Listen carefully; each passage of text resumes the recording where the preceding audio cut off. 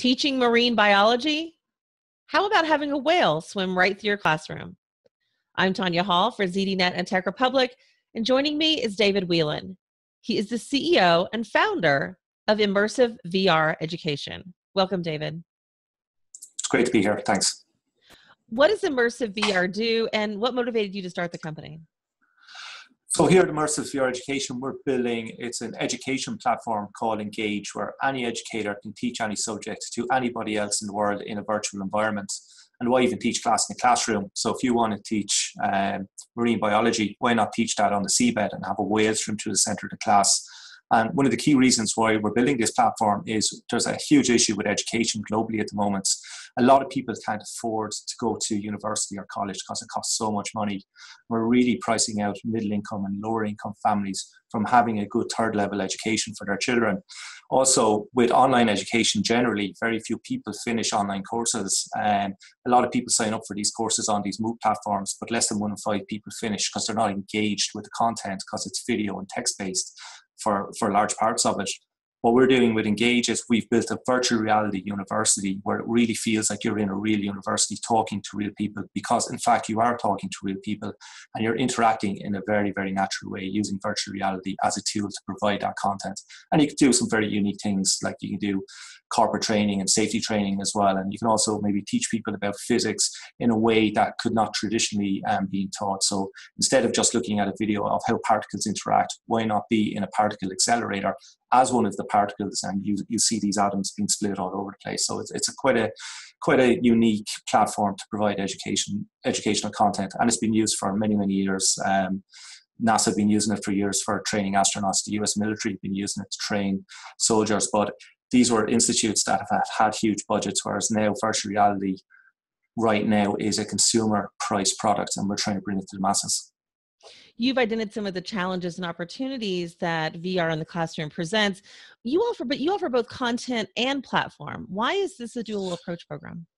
So I hope your audience can tell I'm not from the US, I'm from Ireland. And Ireland is not traditionally known for being one of the big tech hubs for game development. So the reason we build showcase experiences, it's twofold really. Really, it's to attract great talent to work with this company. So we're very well known for Apollo 11. We just recently released Titanic VR, and we've also worked with the BBC on a Berlin Blitz experience. So these showcase experiences attract some of the best developer talent to work with us here in Ireland. And our developers, it's very hard to get developers excited to work on a platform, but you say to the developers, look, we're also building these showcase experiences, working with the best professors in the world. That really excites the developers to come work with us, and we win quite a lot of awards with these experiences. Also, they do generate some early revenue for the company as well, which is always helpful, especially when you're in startup stage. But quite recently, only 6 months ago, we listed the company on the Irish and London stock exchanges. So we're actually on quite a good stable ground now, and we've been expanding ever since. So we started off at a very, very low base. It was just myself and 2 people part-time, and now we're up to 36 people in the Waterford office. We're expanding that out to about 60 people over the next 6 months. What is the Engage platform? So the Engage platform really it's a tool set for educators. So on a very simple level, think of it as we've built virtual reality PowerPoint, but instead of using clip art, you're using 3D virtual objects. Not only that, you can invite people from all around the world into your virtual reality PowerPoint, and you can stand there and present to them as you would naturally, and you can create your own content.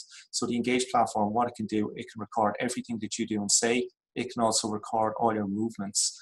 It can record any presentations that you bring into the environment or any whiteboard session, and it can record all 3D objects that you bring in the environment. So if you're a really good, competent presenter, and it takes you 40 minutes to go through a lesson, you can do that and produce that within 40 minutes within Engage.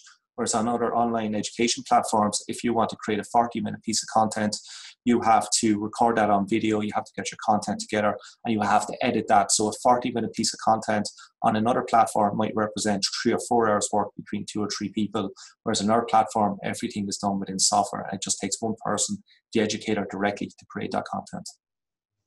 You mentioned some of your projects earlier, and congratulations on some of the awards as well. Your first product was Apollo 11, when man first walked on the moon. What's the story behind this particular project? Well, growing up in Ireland, I wanted to be an astronaut, but there's not much of a space program. Being in the very, very south of Ireland, it was always a dream of mine, and the Apollo astronauts were my heroes. And when I started up this business, the very first product I wanted to make was Apollo 11. I wanted to feel what it was like to walk on the moon. And it was a journey into the unknown. We developed this, and I was hoping that because I felt it was cool, I hoped other people would find it cool. And thankfully, when we did release it as a launch title on the Oculus and the HTC Vive, it became a global bestseller. It was in the top 3 downloaded products for at least the first 4 or 5 months post the headset's release. And really, it allowed us to grow the company, and we were showing that, look, VR is not just for video games. It can also be used for these educational experiences and really to teach people other subjects. And we really kind of grew the business from there. Your newest VR experience is also out on Vive and Oculus and will debut on PlayStation VR soon, I think. Tell us about Titanic. So Titanic VR, again, it's actually very close to our hearts here. Our COO actually had a person who went down on Titanic back in 1912. And the experience, there's 6 hours of gameplay. Well, it's hard to call it gameplay. You're really exploring the shipwreck in your own submarine, and you get to recover artifacts, and you're learning about the history of the ship. So it's kind of gamifying the educational aspects, but you also get to witness the sinking from the point of view of a survivor on Lifeboat 6. You're actually sitting next to Molly Brown, and you see the argument between Molly Brown and Mr. Hitchens, and you see the ship then sink off in the distance, and it's quite an emotive piece. And it's a different type of emotion, and what we're trying to bring to education is emotion. So with children, especially with education, if you have an emotional response to something, you're more inclined to remember that, and that's what we're trying to bring to education. It's kind of like movies. You only remember the movies that make you laugh or make you cry. With education, we're trying to bring that into education. So with Apollo 11, it was kind of awe and wonder at, oh, this was actually a real event that happened back in 1969, nearly 50 years ago. And it was like the pinnacle of achievement back in the last century. And with Titanic then, it's kind of, it's tinged with sadness, but it's really designed to hopefully inspire children to want to learn more about the subject, about Titanic and the people on board the ship. What are some of the technological challenges that you've had in putting these ideas into reality, into virtual reality? So almost everything that we do, it's research and development. I would say 80% of what we do here as a company is research. A prime example of that was with Titanic. We had to create 800 very realistic looking avatars, and you had to interact with 30 of them in a very, very tight confined space. And that was very, very challenging. We hadn't seen it done in VR before with that many avatars, and very hard to get people not to clip into each other, because you'd have a group of 4 actors all interacting, and then you'd have to have a group of another 4. And without them seeing each other, you'd have to combine them in a virtual space. And that was very, very challenging. And then trying to get everything running at 90 frames a second with, as I said, nearly 800 characters on screen at the same time is very, very difficult. And with Engage, everything that we do on Engage, we're trying to make it as simple and intuitive as possible for educators, because we know that the educational content we produce, for a lot of people, it's their first time in virtual reality, because you're not going to put a teacher or your grandmother into a zombie shooter in case you give her a heart attack. You know, it's kind of, you want to give them something that feels semi-relevant. And we even went down to the UI system, where we have a virtual reality tablet. We used to have this fancy UI system, and you were like Tom Cruise and you're putting your hands all over the place. But in the UI that we have, it's a virtual reality iPad. So educators know how to use an iPad, and they can select from all the options on it. So it's these simple things that make it very intuitive and a very useful tool. I cannot get the image of my grandmother with a VR headset on now. Thanks so much, David Whelan, founder and CEO of Immersive VR Education. What's next for you guys? What's happening? So we have our Engage platform is going to be released fully to the public before the end of this year. And we're also going to be supporting the Oculus Go as well. And it's really going to be the big launch all the way through development. We've had versions of it released to the public to get feedback, because we are a tech company at heart, but we're not sitting in our own little bubble developing and hoping that people will find this cool. What we're doing is we're getting feedback from people who are using it. So that's the big launch that's coming before the end of this year. And we also have another showcase experience. So we call Apollo and Titanic our showcase experiences.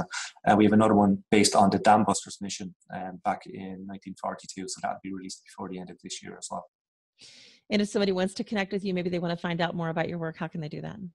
Yep, they can find us on Twitter at VR Education, and they can also find us at our website, immersivevreducation.com. Thanks so much, David. And if you guys want to find more of my interviews, you can do that right here on ZDNet or Tech Republic, or go to my website, tonyahall.net. Thanks for watching.